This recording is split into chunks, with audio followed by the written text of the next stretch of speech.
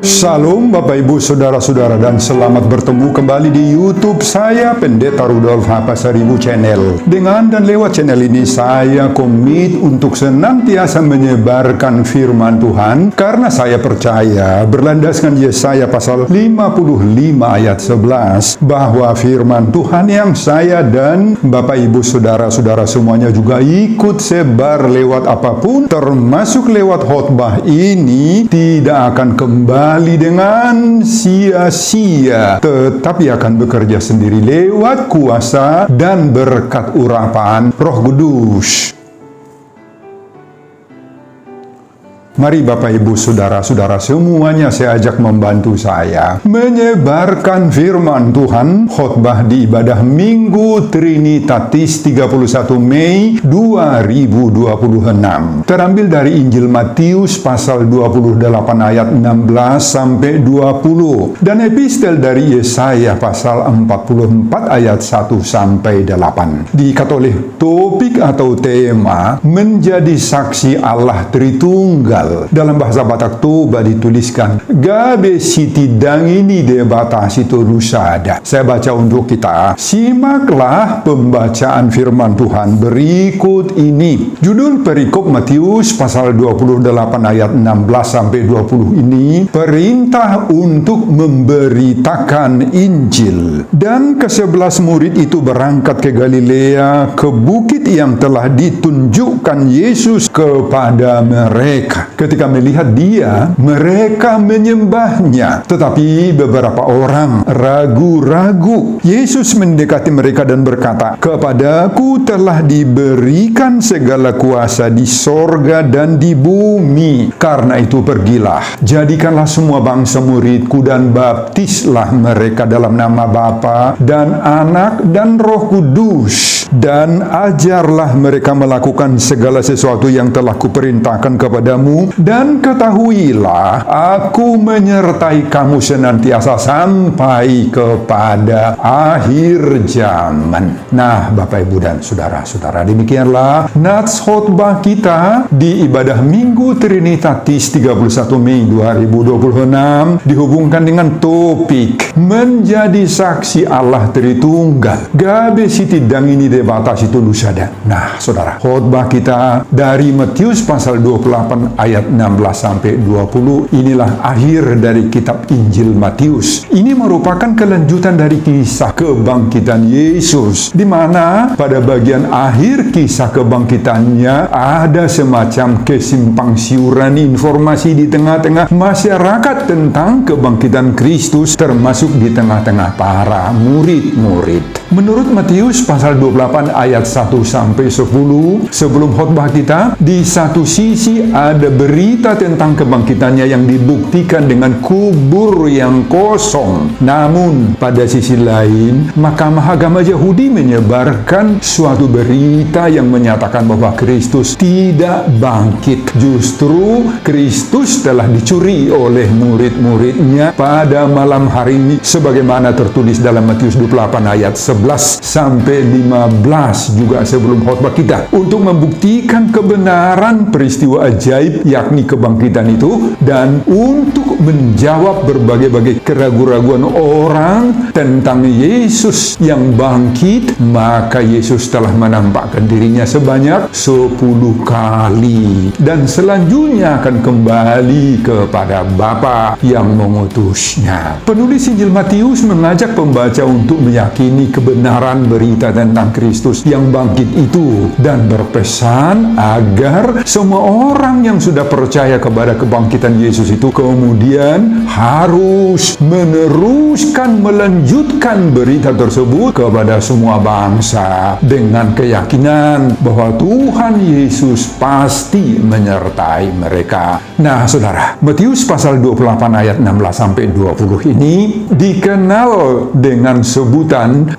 amanat agung Yesus kepada murid-muridnya. Pengutusan Yesus bagi murid-muridnya terjadi karena misi Yesus di dunia ini telah berakhir dengan sempurna, dan selanjutnya diteruskan oleh murid-murid dan orang-orang percaya serta gereja di sepanjang zaman. Hal ini terjadi dimulai dari sejak kelahiran Yesus sebagai bayi di Bethlehem, selanjutnya dituntaskan dengan sempurna di Golgota lewat kematian serta kebangkitannya. Nah, misi Yesus itu tidak berakhir dan akan dilanjutkan oleh murid-murid serta orang-orang percaya di sepanjang zaman melalui amanat agung ini. Nah, saudara, dalam nats kita ini, sebelum kenaikan Yesus ke sorga, para murid-murid itu pergi ke Galilea. Lalu di sebuah bukit yang bernama Bukit Zaitun, mereka berjumpa dengan Yesus. Di saat itulah para murid-murid itu menyembah Yesus, sebab bagi mereka Yesus itu dipercayai sebagai raja. Namun beberapa orang dari antara mereka masih dalam keadaan ragu-ragu. Mereka masih bingung dan belum punya kepastian apakah yang mereka lihat, yang mereka sembah itu adalah benar-benar Yesus yang bangkit. Nah, Yesus tahu tentang isi hati setiap orang, Bapak Ibu, baik orang yang sungguh-sungguh percaya kepadanya atau yang masih ragu-ragu kepadanya. Keraguan-raguan orang terhadap Yesus itu wajar sekali. Kenapa? Sebab berita palsu yang disebarluaskan para penguasa Yahudi itu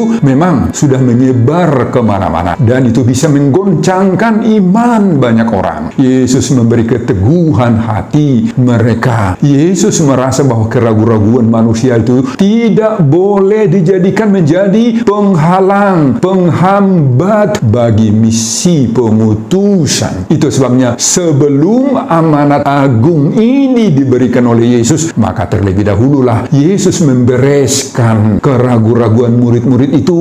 Yesus meyakinkan murid-murid itu akan adanya kuasa yang akan mereka miliki sebagaimana ayat 18. Dengan kuasa dan otoritas yang diberi oleh Yesus ini, maka mereka diberi tugas besar, yakni pergi, jadikan murid, membaptis, mengajar, dan ia menyertai. Nah, saudara, pesan penyuruhan Yesus ini berlaku bagi setiap orang percaya di sepanjang masa, di sepanjang zaman hingga masa kita saat ini. Setiap orang yang percaya, yang telah ditebus dan diselamatkan oleh Yesus Kristus itu tidak boleh berhenti untuk melaksanakan amanat agung Yesus ini. Setiap orang tidak boleh berpikiran bahwa keselamatan hanya pada dirinya sendiri, tetapi setiap orang terpanggil untuk terus dengan setia bersaksi tentang Injil dan tentang kebaikan Allah dalam kehidupan ini. Nah, saudara, itulah yang diserukan oleh topik Minggu Trinitatis 31 Mei 2026, menjadi saksi Allah Tritunggal. Gabe siti dangini debatasi turusada. Nah, Bapak Ibu dan saudara-saudara, itulah isi khotbah kita di ibadah Minggu Trinitatis 31 Mei 2026 dihubungkan dengan topik menjadi saksi Allah Tritunggal. Gabe siti dangini debatasi turusada. Apa pengajaran Tuhan bagi kita lewat khotbah ini, Bapak Ibu? Apa pengajaran pertama? Kesaksian kita harus dimulai dari penyembahan yang jujur meskipun ada keraguan. Ayat 16-17. Nah, saudara, pada awal nats ini dituliskan yaitu ayat 16 dan 17. Dan ke-11 murid itu berangkat ke Galilea. Ketika melihat dia, mereka menyembahnya, tetapi beberapa orang ragu-ragu. Saudara, murid pergi ke tempat yang ditentukan Yesus. Nah, itu tanda ketaatan dan ketergantungan mereka kepada pesan Yesus. Mereka menyembah Yesus sampai di sana, tetapi ada yang sedang dalam keadaan ragu-ragu juga. Ini menunjukkan realitas iman Kristen kita. Menyembah Allah Tritunggal bisa terjadi bersamaan waktu waktunya dengan adanya pergumulan dalam hati. Bahkan juga ada keraguan-raguan akan isi doa-doa kita. Sekali lagi, ini fakta dan realitas iman kita. Dua-duanya bisa saja terjadi atau muncul dalam diri kita. Percaya di satu pihak, tetapi ragu-ragu di pihak lain. Nah, saudara, apa yang kita lihat dari kedua ayat 16, ayat 17 ini? Ada dua hal. Pertama, sebelum diutus dan sebelum melaksanakan semua pelayanan-pelayanan baru, maka murid-murid terlebih dahulu datang kepada Yesus dengan rebah, tersungkur menyembah Yesus. Nah, inilah gambaran dari sikap ketergantungan sepenuhnya dari murid-murid itu dan penyerahan diri sepenuhnya kepada kuasa Kristus. Nah, Bapak Ibu, segala bentuk pelayanan harus dimulai dari adanya sikap dan kemauan kita tergantung sepenuhnya kepada Yesus, bukan pada diri sendiri, bukan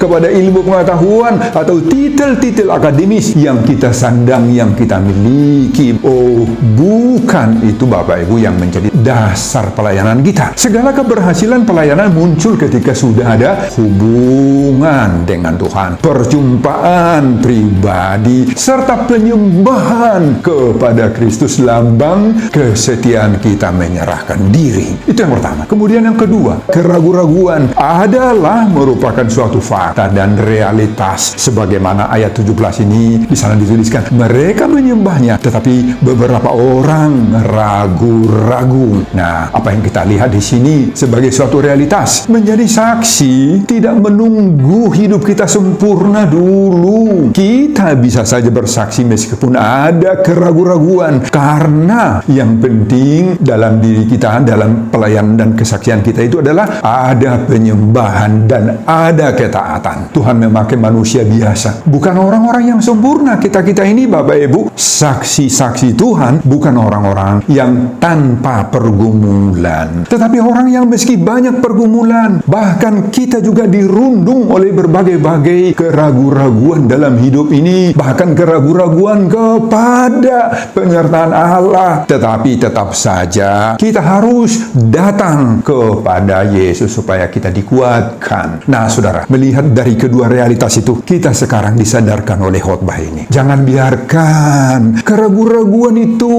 dalam dirimu. Jangan biarkan keraguan-raguan itu menghentikan pelayanan-pelayanan kita. Tetapi bawalah keraguan-raguanmu itu, pergumulanmu itu yang membuat hati dan pikiranmu itu bimbang. Bawa itu semua dan serahkan kepada Yesus dalam penyerahan dirimu. Banyak orang sibuk melayani, sibuk melakukan aktivitas gereja, tetapi kehilangan hubungan pribadi dengan Tuhan. Saudara, kita tidak bisa menjadi saksi yang kuat jika tidak ada hubungan dengan Tuhan. Jika tidak hidup dalam doa, tidak membaca firman, tidak hidup dekat dengan Tuhan, gak bisa menjadi saksi yang kuat, Bapak Ibu. Makanya sebelum menjadi saksi di dunia ini, kita harus menjadi penyembah di hadapan Tuhan. Penyembah, sekali lagi, penyerah diri kepada Tuhan. Lampu tidak bisa menyala jika tidak terhubung dengan sumber arus listrik. Demikian juga orang percaya, kita tidak akan bisa menjadi terang dunia kalau tidak terhubung dengan Kristus. Iman dan keraguan bisa terjadi, bisa muncul bersama-sama dua-dua, tetapi penyembahan yang jujur itu akan membuka jalan bagi kuasa Allah untuk mengalahkan keraguan-raguan kita itu. Yang penting bagi Allah adalah hati kita yang mau rela tersungkur, mau rela menyembah, bukan kesempurnaan iman kita yang dipentingkan oleh Tuhan, tetapi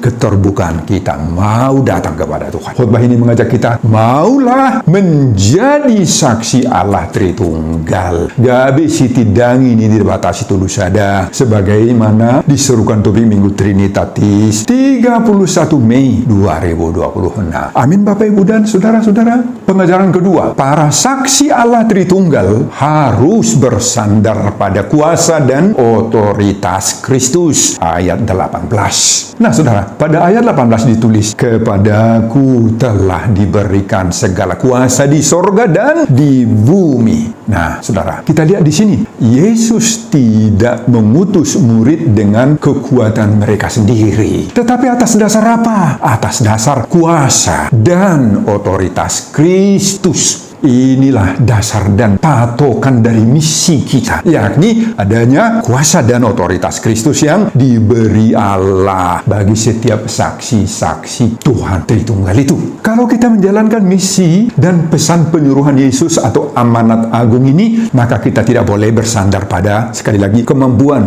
ilmu, talenta-talenta yang ada pada kita, bukan pada reputasi gereja, tetapi kepada otoritas Kristus yang memberi wewenang untuk bersaksi. Nah, saat kita bersaksi, Bapak Ibu, kita tidak bekerja secara mandiri, tetapi dalam nama dan kuasa Kristus kita bekerja, kita melayani. Kuasa Kristuslah yang memberi kita keberanian, memberi kita hikmat, dan bahkan berbagai-bagai kemampuan, bahkan ilmu untuk bersaksi di tengah-tengah penolakan dunia, di tengah-tengah kesulitan, dan di tengah-tengah budaya yang tidak ramah kepada kita. Nah, saudara, apa kuasa yang diberikan Bapa kepada Yesus? Yesus berkuasa atas dosa, atas maut, atas iblis, atas dunia, dan atas masa depan dunia ini. Oleh karena itu, Bapak Ibu, setiap orang yang menjadi saksi Allah Tritunggal itu, yakni kita sendiri, maka kita tidak boleh merasa minder, merasa tidak mampu, apalagi merasa hidup dalam ketakutan dalam hal bersaksi. Oh, jangan, Bapak Ibu. Nah, saudara, kita harus menyadari bahwa adalah suatu fakta, kenyataan, bahwa di saat kita sekarang ini banyak orang-orang Kristen yang takut bersaksi, takut bersaksi akan Kristus. Oh, ini adalah fakta realitas. Banyak orang yang takut ditolak, takut dituduh melanggar undang-undang, melanggar hukum, takut kehilangan kenyamanan hidup. Tetapi ingat, Kristus yang kita layani adalah Raja segala raja. Dialah yang mengutus kita. Saudara, khotbah ini mengajarkan bahwa peran dan posisi kita sama seperti peran dan posisi duta besar yang membawa wewenang dari kepala negaranya, presidennya. Kita pun membawa pesan, membawa berita Injil dari kuasa dan nama Kristus. Makanya, Bapak Ibu, kita tidak boleh takut. Karena apa? Karena Dia yang menyuruh kita untuk bersaksi itu adalah Raja di atas segala raja, yang mengutus kita itu, yang menyertai kita, yang memberi kuasa kepada kita itu adalah penguasa sorga dan penguasa dunia. Nah, ilustrasi lain, seorang anak kecil jika berjalan di tengah keramaian, dia sangat-sangat berani. Karena apa? Karena ia menggandeng tangan ayahnya, atau sebaliknya, tangan ayahnya menggandeng dia. Nah, keberaniannya bukan karena menganggap dirinya itu hebat, kuat, tetapi karena ia percaya siapa yang memegang tangannya dan tangan siapa yang dia pegang. Ayah yang baik dan yang penuh kasihlah yang memegang dia. Makanya dia berani. Nah, Bapak Ibu, demikian juga lah kita. Demikian, berani bersaksi karena Kristus menyertai kita. Sekali lagi, saksi-saksi Allah Tritunggal tidak berjalan dengan kekuatannya sendiri, tetapi dengan kuasa Tuhan. Mari, Bapak Ibu, menjadi saksi Allah Tritunggal. Gabe siti dang ini debatasi tudusa, sebagaimana diserukan topik minggu Trinitatis 31 Mei 2026. Amin, Bapak Ibu dan saudara-saudara. Pengajaran ketiga, kesaksian terhadap Allah Tritunggal diwujudkan dalam pemuritan, baptisan, dan pengajaran yang hidup. Ayat 19-20a. Nah, pada ayat 19-20a ditulis, "Pergilah, jadikanlah semua bangsa muridku, dan baptislah mereka dalam nama Bapa dan Anak dan Roh Kudus, dan ajarlah mereka melakukan segala sesuatu yang telah kuperintahkan kepadamu." Nah, saudara, isi perintah Yesus ini memuat 3 hal tadi sangat-sangat penting. Pertama, pergi, jadikan murid. Kedua, baptis dalam nama Bapa, Anak, dan Roh Kudus. Ketiga, ajar mereka melakukan perintah Tuhan. Apa maksud masing-masing ketiga-tiga tugas ini, Bapak Ibu? Mari kita lihat satu persatu. Pertama, Yesus berkata di sini, pergilah. Artinya, iman Kristen adalah iman yang bergerak, yang berjalan. Injil tidak boleh disimpan-simpan. Keselamatan tidak boleh dinikmati oleh diri sendiri. Inilah tugas utama dari orang percaya, orang Kristen. Tugas utama gereja, yakni memuridkan. Saudara, pekerjaan atau pelayanan untuk memuridkan bukan hanya membuat orang terdaftar menjadi anggota gereja, bukan juga hanya membuat orang datang ke gereja berminggu beribadah saja, tetapi membawa mereka hidup mengenal Kristus, percaya kepada Kristus, dan hidup di dalam ajaran Kristus. Inilah tugas penting gereja. Jangan diam. Injil harus dibawa keluar, yakni kegiatan yang menjangkau orang-orang di luar diri kita, di luar keluarga kita, di luar komunitas kita, di luar agama kita juga. Boleh dilakukan dalam berbagai-bagai bentuk pelayanan nyata. Bawa misalnya kebaikan itu kepada tetangga, kepada keluarga, bawa ke lingkungan kerja di mana kita bekerja, di sekolah di mana orang-orang bekerja, atau di tengah komunitas masyarakat. Sebarkan firman itu lewat media-media digital. Apa itu media sosial? WA, Facebook, konten-konten rohani di YouTube, Instagram, TikTok, untuk menjangkau generasi-generasi muda. Itu yang pertama. Kemudian yang kedua, baptis. Ini merupakan identitas baru dalam Kristus. Baptisan adalah tanda masuk ke dalam komunitas iman kepada Kristus. Baptisan bukan hanya sekedar ritual atau hanya meresmikan nama, tetapi baptisan adalah komitmen hidup baru bagi kita. Dengan baptisan ada kesatuan kita dengan Allah Tritunggal, Allah Bapa, Anak, dan Roh Kudus. Baca Rom 6 ayat 3 dan 4.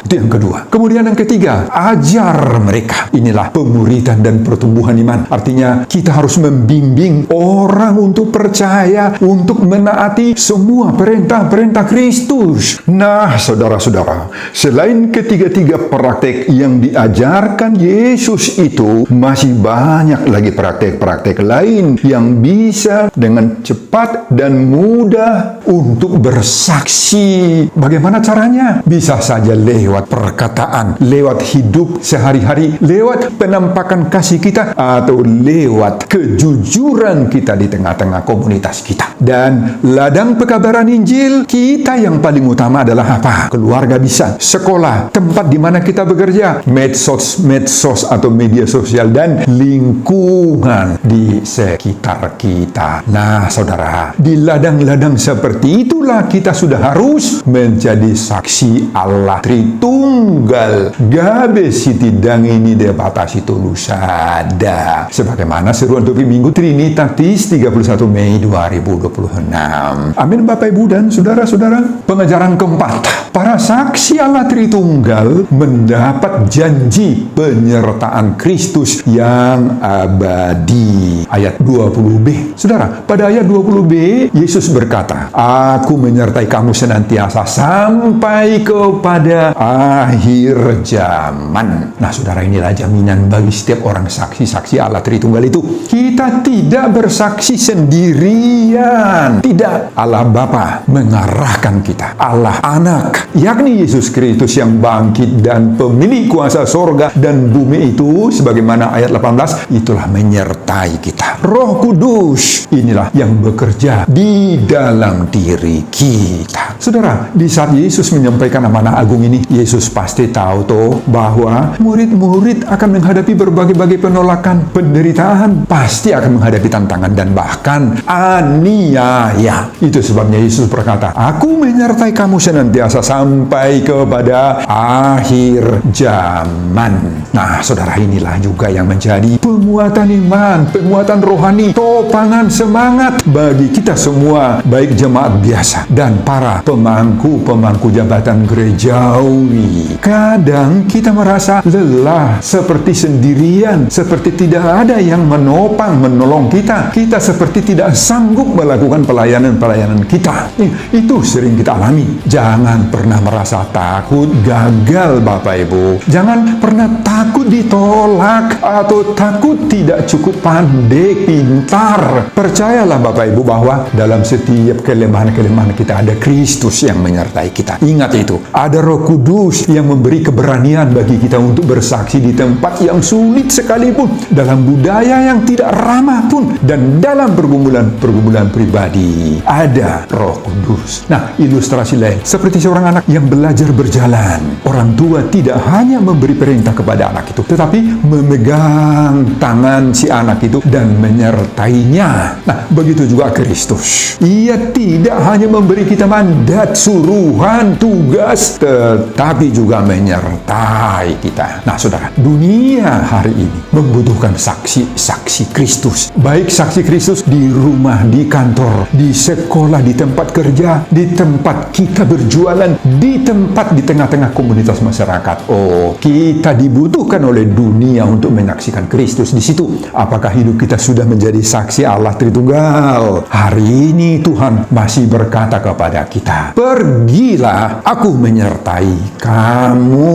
Nah, kiranya kita tidak hanya sekedar anggota jemaat gereja biasa, jangan hanya sekedar menjadi pendengar firman, tetapi menjadi saksi-saksi Kristus sampai akhir hidup kita. Nah, saudara, di ladang-ladang seperti itulah kita sudah harus menjadi saksi Allah Tritunggal. Gabe siti dangini debatasi tulusada, sebagaimana diserukan topik minggu Trinitatis 31 Mei 2026. Amin Bapak Ibu dan saudara-saudara. Sebelum saya mengakhiri khotbah ini kembali, saya mengajak Bapak Ibu dan saudara-saudara untuk membantu saya menyebarkan firman Tuhan khotbah di ibadah minggu Trinitatis 31 Mei 2026 dari Matius pasal 28 ayat 16 sampai 20, agar kita juga ikut menjadi saksi Allah Tritunggal. Gabe siti dangini debatasi tulusada, termotivasi lewat khotbah ini. Simak juga video-video khotbah saya yang lain agar Bapak Ibu dan saudara-saudara memiliki sentuhan dan pemahaman rohani yang semakin diperkaya. Buka di YouTube saya, Pendeta Rudolf H. Pasaribu Channel. Selamat mengikuti ibadah Minggu Trinitatis. Tuhan Yesus memberkati kita. Salam Horas. Amin. Terima kasih untuk firman yang Engkau berikan kepada kami. Hari ini kami mendengar bahwa Tuhan memberikan kepada kami mandat menjadi saksi-saksi bagi Kristus. Dengan kuasa dari Roh Kudus, kami diberikan kemampuan untuk pergi, untuk menjalankan tugas-tugas suruhan dan amanat agung daripada Kristus ini, untuk bersaksi bahwa keselamatan hanya ada di dalam Yesus Kristus. Kami percaya Tuhan bahwa Engkau pasti akan menyertai kami dalam segala kesulitan, permasalahan, dan tantangan-tantangan yang kami hadapi di dalam setiap kesaksian kami itu. Berkatilah kami Tuhan, berkati hamba-Mu dalam mempersiapkan khotbah-khotbah berikutnya. Amin.